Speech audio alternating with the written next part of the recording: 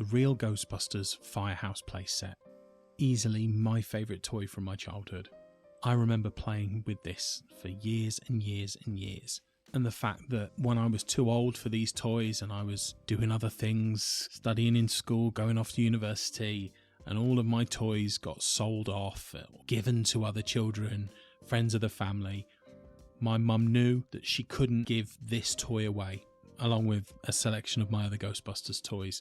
So this Firehouse stayed in my attic at my parents' house for 20 years plus until I realised the error of my ways and started to get back into collecting toys again. I think it's an indication of just how impressive this playset was, that even though my mum never played with this toy, she had such a connection to it, like an emotional, nostalgic connection to this toy, seeing me play with it, that she couldn't part with it.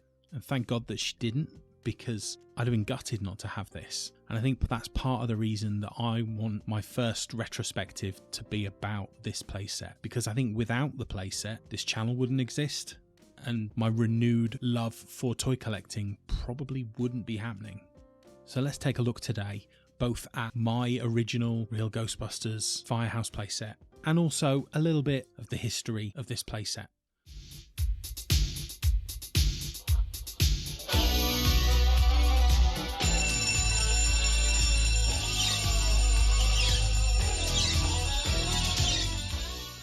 So for those that don't know, this Firehouse playset is based on the Real Ghostbusters cartoon version of the Hook and Ladder 8 Firehouse in New York.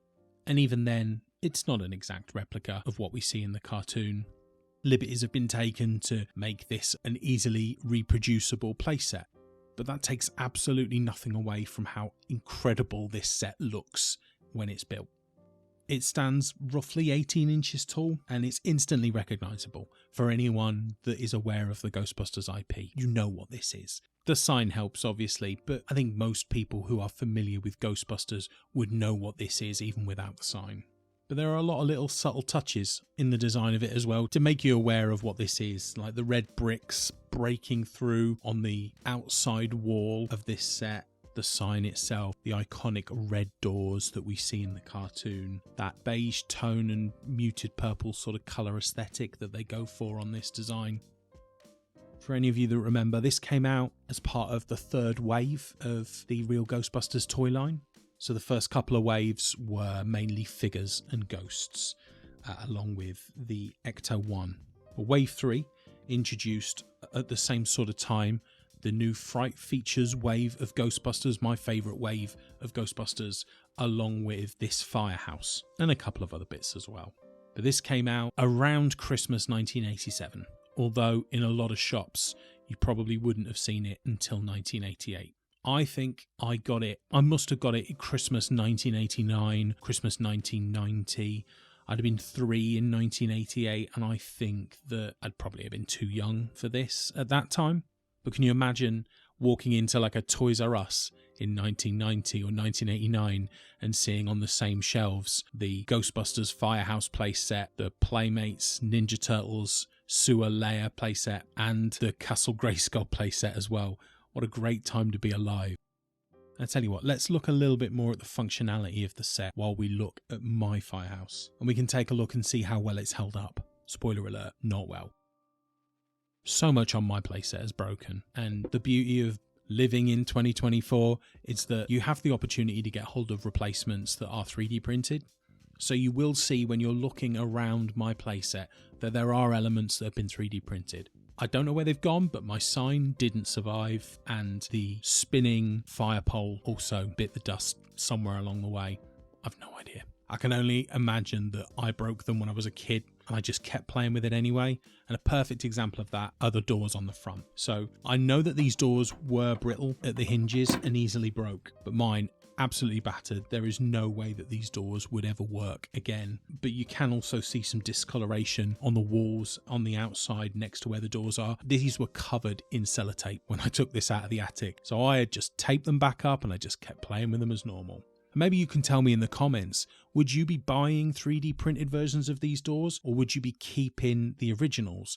For me, even though they're broke, I'd much rather keep the originals because it tells a story. This is mine. This is what I played with as a kid. I've bought the 3D printed fire pole, which, to be honest, doesn't work like the original fire pole. The original fire pole used to spin, so you were able to fit figures onto the little lugs on the bottom of the base, and then this fire pole would drop from the top when you clicked a lever, and this little red base would spin until it reached the bottom with those Ghostbusters on it.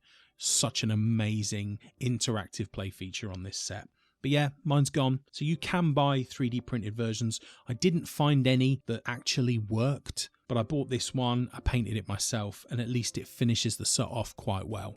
And the same can be said for the sign as well. The sign isn't perfect, but it comes in white, so at least I can use that. And I could have gone out and bought stickers for it. I have considered buying a complete sticker set and replacing all of the stickers on it, but I just printed off the sticker for the front because, again, as it's not the original, it doesn't matter to me greatly. I think with the sign, I'd probably be more inclined to go out and buy an original from someone who's maybe broken a pack down and splitting it off. But for now, it doesn't make a great deal of difference. For anyone that's got one, it sits in a Detolf cabinet, an IKEA Detolf cabinet, and the sign would not fit on there in that cabinet anyway. So I don't mind too much, but again, as it's mine, it tells that story. So I've got absolutely no issue with having a 3D printed one on there at the moment. But if you've got one and you are missing parts, definitely consider looking at Etsy or eBay or somewhere that sells 3D printed parts to be able to replace them. But you will see on my set, it is discoloured in places. I've tried to give it a clean, but other than like running over it with a wet cloth, I haven't done anything to try and remove discoloration. Again, I feel personally that as this is my set and it has been well played with probably over 5, 6, 7 years, that why would I want to remove those parts when this is mine and this tells the story of my childhood and how I played and what I played with. Again, let me know in the comments, is this, would you be looking at removing discoloration from yours? It's part of the charm of my set now, and to be honest, the building always looks battered anyway in real life and in the cartoon, so it just adds character to the set in my opinion. But let's have a bit more of a look at the functionality of this set. So there are 2 outdoor walls to this set and 2 wall-less sections, 2 open parts to it, which gives it really easy playability because you can get in there and you can play with your figures, position your figures on every level. It's a 3-tier structure, so you've got 3 levels of play there. On the bottom level, it also fits the Ecto-1, kind of. So you were able to drive your Ecto-1 in through those front doors, and that was the best part of it. You could speed that Ecto-1 out, off on a job, and it just felt like you were recreating the scene from the first movie where the Ecto does that for the first time. The thing is with this is that it's not quite long enough to fit the entire Ecto inside the firehouse and close the doors. So you've got a couple of options. You can either have it sitting on a set of recessed lugs that the wheels sit in. If you do that, the car won't roll anywhere, but it does stick out of the front, so you can't close the doors. You can obviously then wheel the car all the way in and close the doors, but then it sticks out of the back of the set. Never bothered me. I completely understand why they did it. This has got to fit a certain form factor, but there is that. Also for the bottom section, but won't fit in at the same time as the Ecto-1, is the amazing containment unit, and this is a beast of an accessory as well. So this containment unit stores ghosts, obviously, but this Ecto containment unit was amazing. But it also came with a trap, and you might be thinking, that's not a trap. No, it doesn't look anything like a trap, but it's this big for a reason. So it has an open slot on the bottom, and you are able to place one of the small plastic ghosts that come with the figures in the Ecto-1 inside of it. And then what happens is amazing, well, it is amazing when you're a kid, you're able to put it on top of the Ecto containment unit, and then sliding it left to right meant that it emptied the contents of the trap into the containment unit. And once the light is green, the trap is clean. And there it is inside the containment unit. It was like magic. It was incredible when you were a kid. I just did that constantly. I don't know about anybody else. I used to store loads of stuff in this containment unit. I think any loose change that I had went into the trap and then into the containment unit. Yeah, it was brilliant. I loved doing that. It never bothered me that the trap was huge, but again, another play feature on it. So I absolutely love the containment unit. And then looking at the 3 tiers themselves, there are a number of sort of stickers that came with the set as well, so that you were able to add a little bit of personality to the set. On the bottom floor, you can see that there are a number of different sort of mechanical stickers that are on there that just give the feel that that bottom floor is the garage section. And then moving up to the second floor, the first floor, depends where you live, but moving up into that first section above the ground floor, and you can see there are a few more stickers on here as well. There's a couple of bookcases on here, a couple of nice little details on there as well. Really gives the feel of, you know, the Ghostbusters living there and researching these ghosts, probably something that Egon has kept. And then in the top section, that's probably the most sparse. There's just one sticker, haunted picture frame on there. Also, I used to love even the little touches of the sort of barriers, banisters that are up there. They just look awesome. It's just really clever, and again gives that real 3D feel inside each floor as well. So I can't say enough good things about this set. And to be honest, I go on about it, but I don't think my set is in particularly bad condition. I think it looks okay. And when it's in a cabinet with my figures on it and around it, it looks awesome. So I have absolutely no problems with that. I really do think that Kenner nailed it with this. And Kenner have been doing it for years. It'll be the same artists and designers that worked on the 80s Kenner Star Wars line as well. And we know how many big sets there were in that Star Wars line. So Kenner's drawing on sort of a rich history of being able to build these large play sets that the figures can fit into and work around. It's such an iconic set. And even today, it's right up there with other vintage play sets as being one of the most desirable large play sets from the 80s. For the Real Ghostbusters line in general, this was and is the most ambitious set that they ever created. Nothing of this size was ever repeated in the line, and that made it such an iconic piece because it really was kind of, for me, the centerpiece to my entire Ghostbusters collection. This is where everybody lived. When I finished playing with my toys, they all got dumped inside here and it got put away somewhere.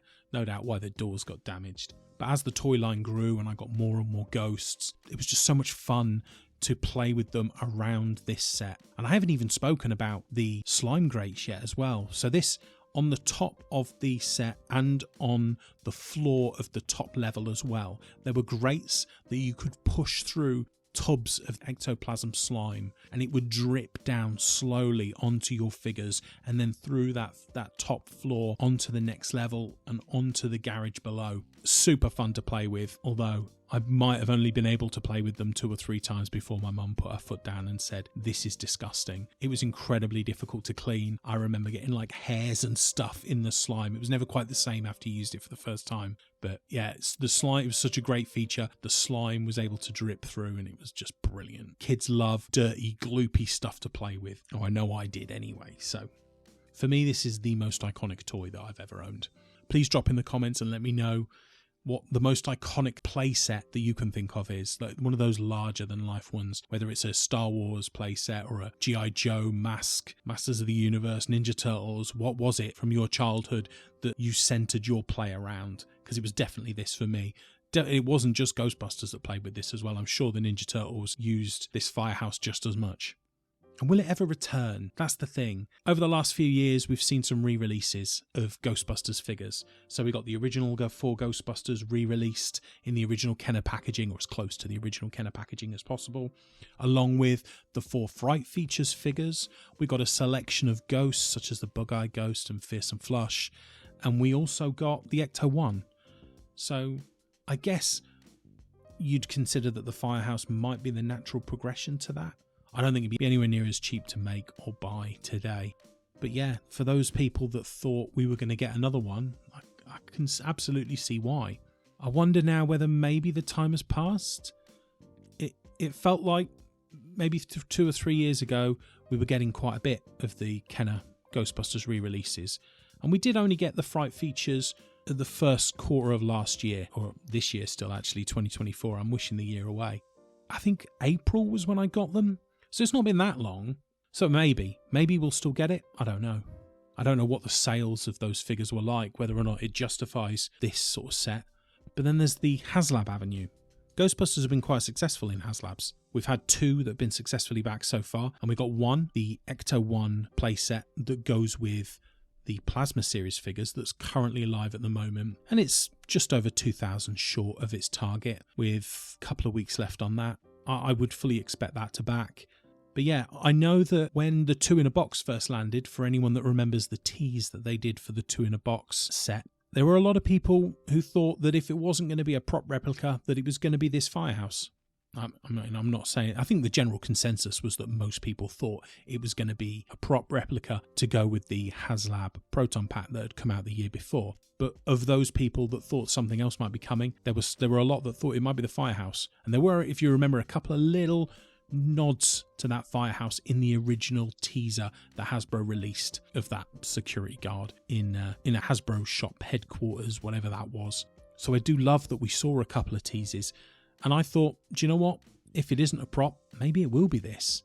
It's obvious that there are a community of collectors that are eager to pay money, decent money, for large-scale Ghostbusters products. We'll have to wait and see. But in summary, in retrospect, this playset is more than just a piece of plastic from a bygone era for me. It represents a period when toys were immersive extensions of media and allowed kids like myself to dive into their favourite TV shows and movies. And its continued appreciation among collectors reflects not only the craftsmanship of the toy, but the emotional connection it fostered with fans like myself. As part of the Ghostbusters' lasting legacy, this playset remains a cornerstone of the 80s toy industry. Thanks so much for watching my RetroTOYspective video today. I've really loved bringing it to you, and I hope to do more of these types of videos in the upcoming months. So drop in the comments and let me know if there's any large-scale retro playset or any toy line that you would love a deeper dive into. I'd be really excited to see, and maybe I'll do it. If you've enjoyed the video, please consider giving it a like, and also please consider subscribing to my channel as well for future action figure reviews and news, and for more retro toyspectives. But if you are interested in the Kenner Real Ghostbusters toy line, why not take a look at this video next? Thanks so much for joining me today. I hope you all take care. Bye bye now.